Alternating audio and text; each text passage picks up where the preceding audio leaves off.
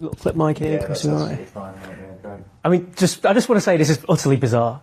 Genuinely, this is bizarre.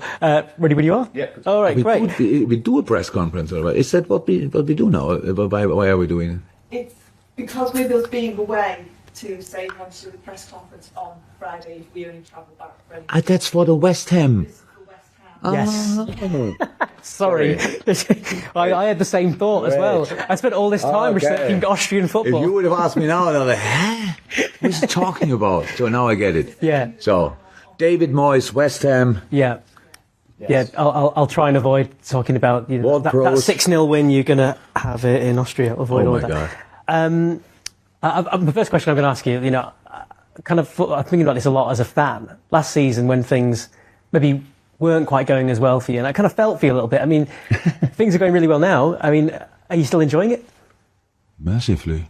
I enjoy it. I enjoy the moment. I enjoyed from the first day since we are back. I enjoyed a lot. I was really excited about the rebuild. I was really excited about the boys, the new way, the new energy. We decided last year already that we have to change a lot, but that we want to change it for a good and not because we have to. And yeah, I'm really excited about that and still am. So that's it. We are far away from people. We are really not there. We are not stable yet. We are so many things not, but we are a lot of things already and a lot of exciting moments in the games. And I think that's a good start, not more. But as a start, it's absolutely okay. And I was watching back the highlights from the Aston Villa game, so 2 games ago, well, 3 games ago. Yeah. And the club commentator said, the new Liverpool are here. And is that how you see it as well? You talked about that's why I mean we were not stable, because this was a really, really, really, really, really good game. But then 2 weeks later, after the national break, we played a really, really, really, really, really bad first half. So nobody wants to see that. Nobody wants to be part of it, but it's part of the deal a little bit. So you cannot, when you want to change things, you can't expect that everything clicks from the first moment. If you expect that, then you're never happy with the steps you make. And that's important for development. So, and yes, Aston Villa was top. And it was the new, whatever you want, Liverpool, 2.0. That's, I see it as well like that. But that's only one glimpse of what we can be, because we don't know where that will end up, obviously. So it's just was a really good sign that we are in a moment going into the right direction. And I think that's really important. You've talked about players learning through this season so far, and you mentioned the Wolves game as well. Where do you see this team at the moment? How much are these players learning? I don't know where we are exactly, because we showed these kind of different phases, but obviously, the things we went through now already in this season, that's enough for a whole season. You have done these kind of things after 38 games, and we have it after 5. Twice red card, 10 men down, turning games, blah blah blah, and these things, and now did it again played a really bad half and a very good half and turned around again. That's really, again, it's not what you plan, it's not what you want, but when you have it, you have to go through it, and that's what we did. And so it shows just the boys grew already together in a manner and an extent we probably didn't expect that early. That's it. I cannot make any kind of I can't estimate at all about how it will look in the next 4 or 5 weeks. The only thing what I can do is work extremely hard to make it as positive as somehow possible. But there's so many extremely strong opponents. West Ham is one of them when you see them. Really exciting project as well. I'm happy for David that he really could build this team now over a few years. And even with Declan Rice out, they look really good, I have to say. Ward-Prowse, super signing. Paqueta is not a new signing, but is a super player. But all the other guys they had already, that looks really solid. And that makes it really tricky. And then we have all the other teams, the top 4, 5, 6, plus, where you want to start, where you want to end. The league is extremely strong. It's good for the people, but means for us, we have to be the best version of ourselves. And on David Moyes, then, you know, he had that pressure then things have turned around for him. He's now one of the longest standing managers, as are you. Do you think football fans are kind of appreciating that actually it is worth sticking with the manager in the long run? That depends to the results. When you win, then it was worth waiting. If you lose, then it was not worth waiting. So that's fine. I don't think there's the right answer for. Sometimes it's right to stick together, and sometimes maybe not. I don't know. It's not an example, but I think David, with this history in the Premier League and his history at West Ham, if anybody deserved to get through this little bit lesser good period, it's definitely him. I think he's an exceptional manager. He's a really good guy. We don't know we don't know each other extremely well, but we respect each other a lot. I feel that when we speak to each other, and it's really nice to watch how they came through it and won the European trophy, which is absolutely outstanding, and what it makes to the club. So yeah, it's a really cool project. I cannot say differently, but we play them, and that means we want to beat them. Just ask you about a player who, as an Englishman, would be very excited about, Jurgen Quansah. 20 years old, playing as a centre half in a Premier League game. For any England fan watching, would be going, well, this is one really going to look to the future. Where I'm not talking about England right now, but where is he up to in his development and his journey here? In the right moment, in the right club.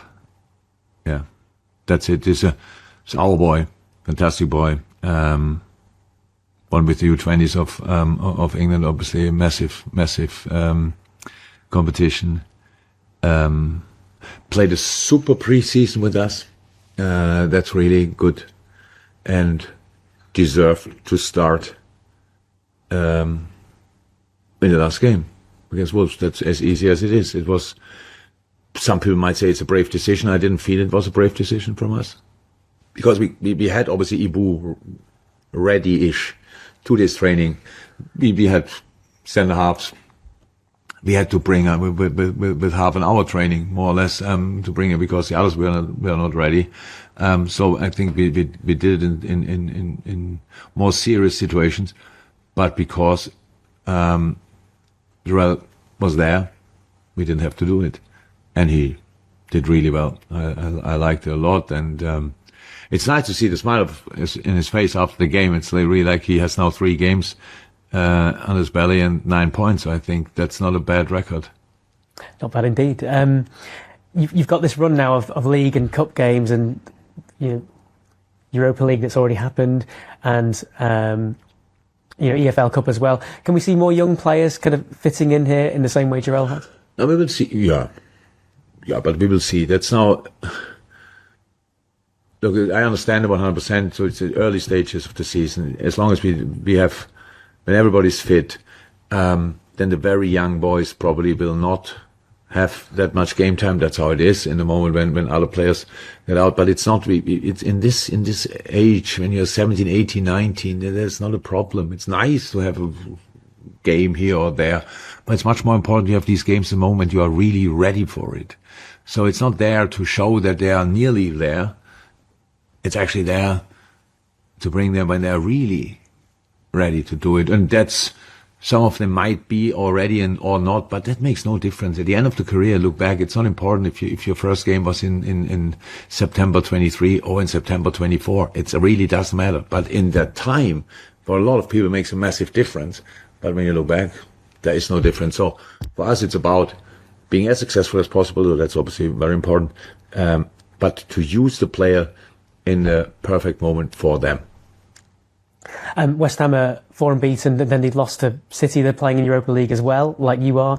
I know you get asked about fixture congestion and where games should be played all the time, but how much of a difference are you going to have to prepare your team to play at 2 o'clock on a Sunday and then compare that's no problem. No, it's Thursday, Sunday, 2 o'clock and stuff like this. It's not cool. It would be better. We would play a little bit later. people misunderstand it when they talk about it 12:30. It's not, and it's only 2.5 hours before the 3 o'clock. Yeah, that's true, but it's completely different when you have to get up. We have at 9 o'clock pre-match meal. That means the boys, they are not there yet in their, because they come from a completely different time zone. And everybody who had ever jet lag knows how that is. Even if you're not a jet lagger, you still feel the difference. And now you get up and you have to be at your absolute peak of your performance level in a moment where it's really difficult. 2.5, 3 hours after getting up, you cannot get the boys out of bed at 5 o'clock in the morning just to make them 100% ready for the game. And all these things are really difficult. And the only thing I'm asking for is that you all the TV stations, help there, because you want to have the best product as well, and we want to have the best product. It's not that we want to put them in cotton wool and say, oh, don't touch them until they're awake in the afternoon or whatever. It's about, we have to help them to get into to be in the best possible shape, to deliver the best possible performance. So, and now, playing at 2 o'clock, it's much better than 12:30. People might say it's only 1.5 hours, but you only can say that if you don't really understand the issue. Darwin Nunez, and they get asked about him a lot as well. Last game, he had so many great chances, getting into the right position. You know, as a neutral, it looks like he's doing all the right things. You know, is his confidence as high as you want it to be? He's really good. He's in a really good moment. Enjoys his game. A lot of the moment, that's fine. He understands. You have only a problem as a striker if you don't have any chances. He has chances, opportunities. Obviously, it's not too long ago he scored the 2 most incredible goals I saw for a long, long time against Newcastle. It's absolutely insane. Played a super game against Aston Villa. Then was international break. Had there a little bit muscle-ish here. He said he's fine, but we read obviously what Bielsa said. Then he had as well a very intense travel, so we decided not to start him, but came on, has a massive impact on the game. He's in a good moment. And you see that in training. It's not important in the moment if he scores already or not. For a striker, it's important that in these moments where you don't score but play well, you understand it right and just keep going, and then everything will fall in place anyway. Final 2 questions. Paddle. Apparently you've got a game with Neil Skupski. Is that right? I would have had if I don't have to do the interviews today, because he was here in the building with his brother. With Ian, but it's not possible because I had too many TV interviews. Otherwise, I would have played. But it's not fair because he's a professional tennis player. But it's not fair because he never played paddle before. So we will see. He lives obviously not too far from here when he is in England. So we will find a moment where we can play. Definitely. Do you reckon you could have him in a game of paddle then? No, actually not. Maybe the very first game we will not explain the rules. I will just smash him. But from second game on, no chance. And final question: in your last Premier League press conference, they ended with a child coming asking for an autograph, which you obliged. And it started with that. Oh, it didn't start with that. Oh, there you go. I just saw it as a clip. So there you go. Yeah. That was lovely. But I just wanted to get your thoughts on. You know, we see a lot of grounds now. Kids with signs like "Can I have your shirt?" or "Can I have." Can I have your boots or something? You get kids with signs, looking to the players. What were your thoughts on that? Because obviously for a player, they can only give the stuff away to so many people, and it feels there's a lot of kids you end up disappointing. I don't know. Do you feel that's? That's a general problem. I don't know now exactly how it was with boots and shirts. Nobody asked me for that in a long time, but it's all about we cannot. So 2 things. As an example, we win the game at Wolverhampton. You go. I'm the last out of the dressing room. The bus is waiting. Everybody wants to leave, blah, blah, blah, because I had press conference, all this kind of things. So go out and the only decision you have to make, do I disappoint all of them or nearly all of them? Because I can maybe go for 2, 3, 4 autographs and then all the others are disappointed, or it's for all of them. That's really tricky. That stays a tricky decision, and probably until the rest of my life, I'm not sure. As long as people ask me for autographs, so you just cannot deliver. We cannot deliver. There are moments where we can do it, and other moments where we can't do it, and we get judged by these things. And that was always the least problem of all ever, because it was one boy wanted 1 autograph, and that's the perfect situation. So you want an autograph, here you have it. You want a signed shirt, here you have it. The problem is you're under time pressure and you have 50 more in a row. So that's not doable. and then you disappoint one or all. That's a thing. Do you think if it happens in the ground, should there be a... In the ground, which ground? So, like, let's Stadium. say... Yeah, in the stadium, yeah, sorry. Yeah, let's say you're in the ground. But that's not possible. They are lucky. Everybody puts a sign up, but they know there's only one shirt and 2 boots. So when you win a game and the boy, when he saw it and he or she gets the shirt, that's not an issue. I think that's logical that he's not a shop of shirts and throws then 20 into the ground. It's not possible. So that's when you are lucky, maybe you might get one. So what I'm really getting at is do you think they should be allowed to do that, really? Because if all these other kids are going to never thought about it. But the only thing what I can say, nobody got raised without disappointment. There are bigger issues than be disappointed from time to time as a kid. It's not about being disappointed. It's about how to deal with it, and we all could help with that. So give it a try. I have no problem with that. But don't get too frustrated if it doesn't work out, because that's part of development. Well, thank you, Jurgen. You're welcome. Good.